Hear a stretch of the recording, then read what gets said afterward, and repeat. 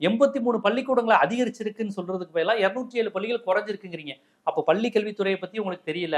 அரசு பள்ளினா என்ன, மேல்நிலை பள்ளினா என்ன, தமிழ் வழி பள்ளி, கிராமப்புற பள்ளிகள்னா என்ன, எத்தனை விதமான பள்ளிக்கூடங்கள் இருக்கு, ஏழை குழந்தைகளுடைய கல்வி அமைப்பு எப்படி இருக்கு, அதுக்கு இந்த அரசு என்னெல்லாம் செஞ்சுக்கிட்டு இருக்கு, இது குறித்து எந்த பார்வையும் இல்லை. இந்த அரசு இல்லை, பொதுவா அண்ணா காலத்திலிருந்து நீதி கட்சி காலத்திலிருந்து இங்க என்னெல்லாம் நடக்குது, உணவுக்கும் கல்விக்கும் உள்ள தொடர்பு என்ன, இடத்திற்கும் கல்விக்கும் உள்ள தொடர்பு என்ன, இந்த கேப்பை எப்படியெல்லாம் நிரப்புறாங்க, எவ்வளவு சயின்டிபிக் மெட்டீரியலோட அதை அணுகுறாங்க, இப்படியெல்லாம் யோசிச்சு யோசிச்சு செய்கிறது. இது எங்க இருந்து, நீதி கட்சியிலிருந்து வருது. அதைத்தான் முதலமைச்சர் இது நீதி கட்சியின் தொடர்ச்சின்னு சொல்லி பேசுறாரு. இதுல விமர்சனம் இருந்தா பண்ணுங்க. ஆனா வன்மத்தோட எவ்வளவு பெரிய பொய் சொல்லியிருக்கீங்க நீங்க. இப்ப நீங்க சொன்னது அனைத்தும் பொய் அப்படிங்கிறது வந்து இங்க உறுதியாயிடுச்சா?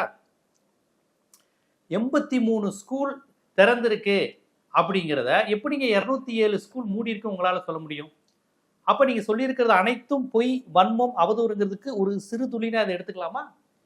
நாகப்பட்டினத்துல போய் உலகத்திலே இல்லாத ஒரு வார்த்தையை கண்டுபிடிச்சு பேசுனீங்க, மீன் அரிப்பு அப்படின்னீங்க. நாகப்பட்டினம் சட்டமன்ற உறுப்பினர் வந்து அதை வந்து மறுத்து சொல்லியிருக்கிறார். என்ன சொல்லியிருக்கிறாருன்னா, பிரஸ் மீட் வச்சு இப்படி இங்க இதுல இந்த கடல்சார் பல்கலைக்கழகம் இல்லை, அந்த மாதிரி இது இல்லைன்னு சொன்னீங்க, எல்லாமே இங்க இருக்கு. அப்ப விஜய் சொன்னது அனைத்தும் பொய், உண்மைக்கு மாறானதுன்னு நாகப்பட்டினம் சட்டமன்ற உறுப்பினர் ஆளூர் ஷானவாஸ் அவர் சொன்னதை மறுத்து அவர் பதில் பேசினார். இப்போ வரை ஷானவாஸ் சொன்னதுக்கு மறுத்து இவர்கள் எந்த விதமான பதிலும் விஜய் தரப்புல இருந்து சொல்லலை. விஜய் எதுவும் சொல்லியிருக்காருன்னா நீங்க சொல்லுங்க. இல்லைங்க விஜய் வந்து இவ்வளவு பேசியிருக்காரு, இவ்வளவு கருத்து சொல்லிட்டாரு, ஷானவாஸ் பதில் சொல்லிட்டாருன்னு சொல்லுங்க. கிடையாது. அப்போ போற போக்குல எச்சி துப்பிட்டு போற மாதிரி கண்ணாமண்ணான்னு அவதூறு அள்ளி போயிட்டு பனையூர்ல போய் படுத்துக்க வேண்டியது. ஆனா களத்தில் நிற்கின்ற அரசியல்வாதியான ஷானவாஸ் போன்றவர்கள் அவங்களாம் அரசியல்வாதிகள்.